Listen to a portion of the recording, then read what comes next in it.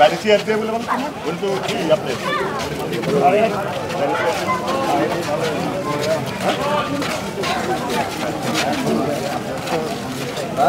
বুঝুন নাই হাঁটো হাঁটো ডাবল সেভেন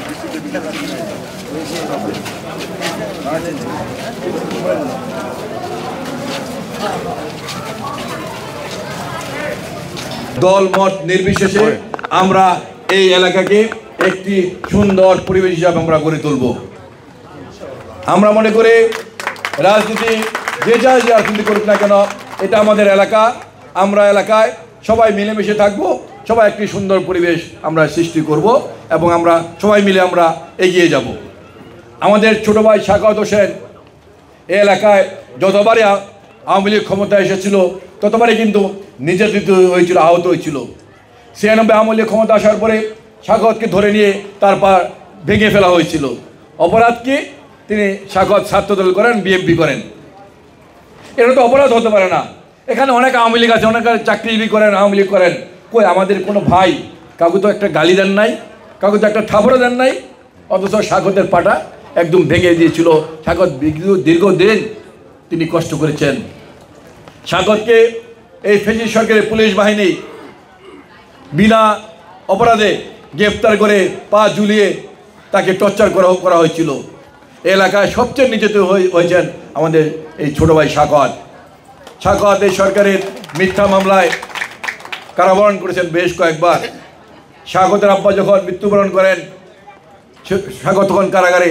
বহু চেষ্টা করে শাখাওয়াতের জামিন করিয়েছি, তাকে বের করেছি, কিন্তু শাখাওয়াত তার আব্বার লাশটা দেখতে পারেনি।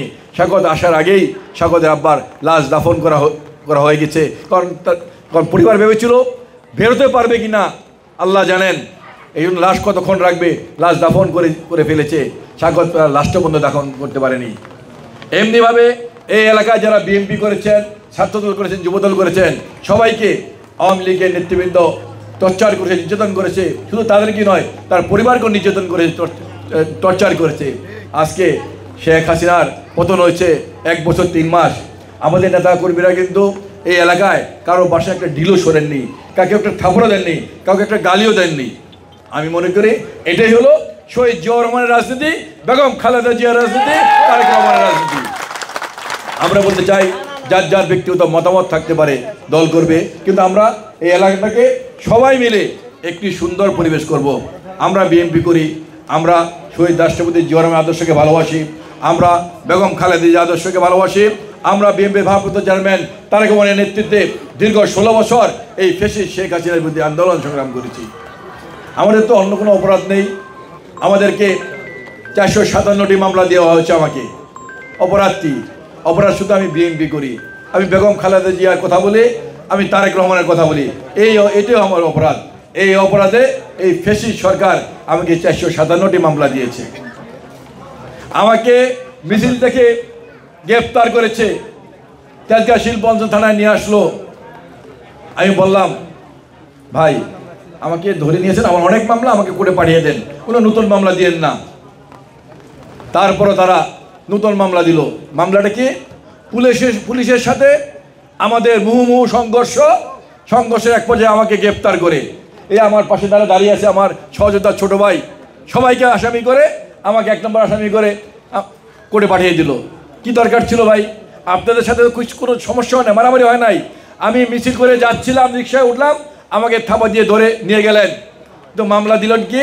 পুলিশের সাথে আমাদের মুহুর্মুহু সংঘর্ষ, বোমাবাজি। আমি 1 নম্বর আসামি, দীপক আসামি, শাখাওয়াত আসামি, হুমায়ুন আসামি, সুলেমান আসামি, সবাই আসামি। মামলা দিল। এই হলো এই ফ্যাসিস্টের চরিত্র। প্রিয় সাথী বন্ধুরা, গ্রেফতার করার পরে আমি প্রায় 1 নাগালে 27 দিন বিভিন্ন থানায় রিমান্ডে ছিলাম। আমি যখন জেলখানায় গেলাম, আমাকে একটি রুমে 17 দিন একটি রুমের ভিতরে আমাকে তালা মেরে রাখা হলো, আমাকে বের হতে দেয়নি।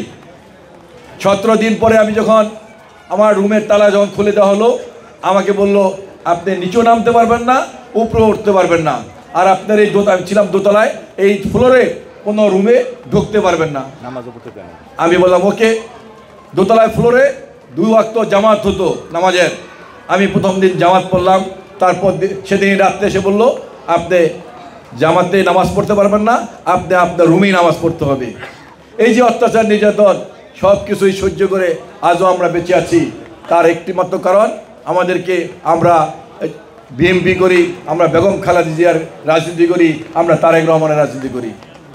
কিন্তু এই ফ্যাসিস্ট পতনের পরে শুধু বিজেপি কোয়ার্টার নয়, এই তেজগাঁ শিল্প এলাকায় বিএনপির কোনো ভাইরা, কোনো বন্ধুরা, কোনো আওয়ামী লীগের নেতার বাড়িতে একটি ঢিলও মারেনি, কারো বাড়ি দখলও করেনি, কেউ একটি থাপড়ও দেয়নি। আমরা পরিষ্কার ভাষা বলেছি, যার যার রাজনীতি শেষে করবে, এলাকার পরিবেশ সুন্দর রাখতে হবে। যদি আওয়ামী লীগের নেতৃবৃন্দ তাদের রাজনীতি ভুল ছিল, এটা যদি তাদের মনে পড়ে, তারা রাজনীতি তারা ত্যাগ করে তারা সঠিক পথে আসবে, এটা আমরা বিশ্বাস করি।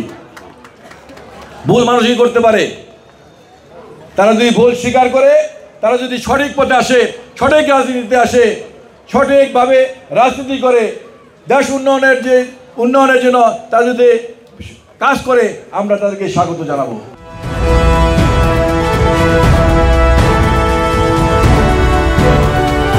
জনতা টিভি, জনগণের আয়না।